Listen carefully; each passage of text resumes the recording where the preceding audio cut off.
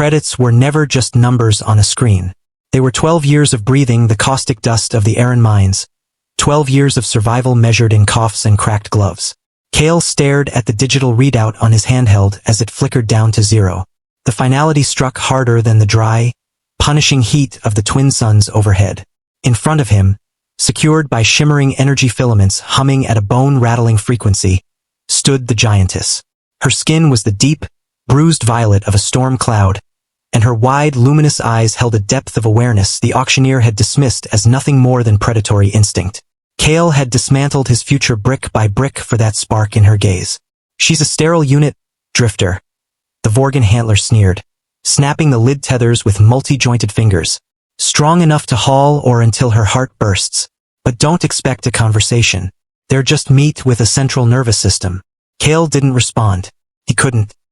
He simply looked up, neck straining at the towering figure unbound by the courage of a small man. He led her away from the bleached plazas and the metallic stench of the butcher's block, guiding her toward his battered sand skiff. The crowd laughed, a sharp, jagged sound scraping against the desert silence. They saw a fool trading a prospector's hoard for a worthless conscience. Kale only noticed the subtle twitch of her massive fingers, not aggression, but a rhythmic, deliberate motion that looked eerily like calculation. The journey to his isolated canyon had blurred into orange sand and the heavy awareness of her presence. She sat in the open cargo bed, knees drawn to her chest, a mountain of violet muscle wrapped in silence. When they reached the corrugated metal dome tucked beneath red rock cliffs, the quiet between them felt almost solid. Inside, the air carried the scent of recycled oxygen and soldering flux.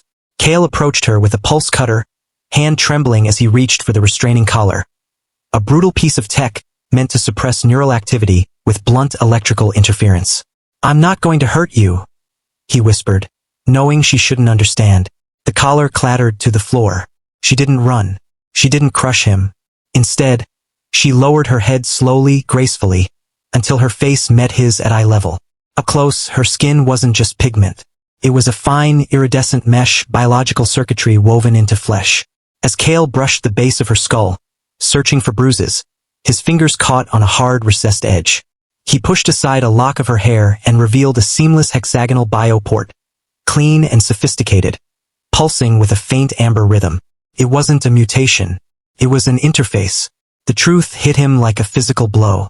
The sterility the traders mocked wasn't a flaw, it was a lockout. Her people weren't beasts or livestock. They were architects. Their biology was built to integrate with technology the Vorgans could only dream of stealing. When his hand hovered near the port, a soft chime resonated through the room. Not mechanical, but alive. Lyra, as he had begun calling her in his mind, lifted her massive hand and gently pressed his palm against the bioport. The vibration wasn't sound. It traveled from her skin into his bones. For a heartbeat, the rusted walls of the hab dissolved. He saw a world reborn in violet light, living glass spires rising toward a long-lost nebula, a silent symphony of architecture and energy. Then the perimeter alarm screamed.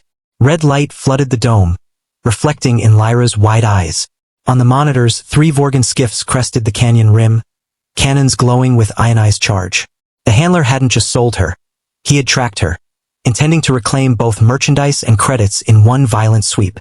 "They're coming for the collar," Kale said tightly. "But they don't know what you are." "Not really." He rushed to his workbench, not for a rifle but for Neuralink cables and a high-frequency transmitter. "Lyra, listen. I can't fight them. You can't just swing at them, not through those shields.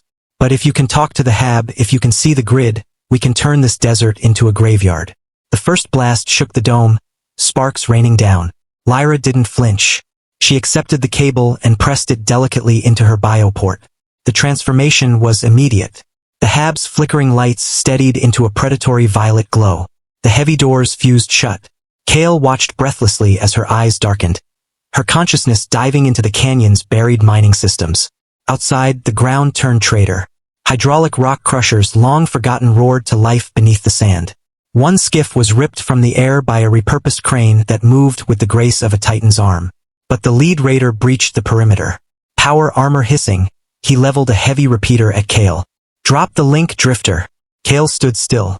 Behind him, he felt warmth, a vast presence filling the room. Lyra rose, cables trailing like regal strands. She didn't lift a weapon. She traced a complex geometric arc through the air. The raider's armor seized. Servos groaned and locked inward, pinning him inside his own suit. Internal cooling systems reversed, venting liquid nitrogen. The threat ended not with an explosion, but with a precise biological override. Silence returned to the canyon, broken only by burning wreckage. Lyra pulled the link free, her knees buckling from the immense cognitive strain. Kale caught her as best he could, bracing his small frame against her side as they slid to the floor. "We can't stay," he whispered. "They'll send more. Not just for you, but for what we discovered." Lyra didn't speak. She didn't need to. An image formed in his mind, clear as a star chart. Outer rim coordinates. A nebula dense enough to hide a fleet. A garden world waiting for its architects to return. Kale glanced at his empty safe, then at the Titan holding his hand with a grip strong enough to crush steel, yet gentle as a promise. He had spent his life savings to buy a slave. Instead, he had gained a future. Together, they boarded the remaining skiff, leaving the bleached ruins of Erin Prime behind. As they broke orbit, the first light of a new sun flooded the cockpit. For the first time, Lyra smiled. It was the smile of a revolution. Please follow my channel for more videos. One click from you can change my life.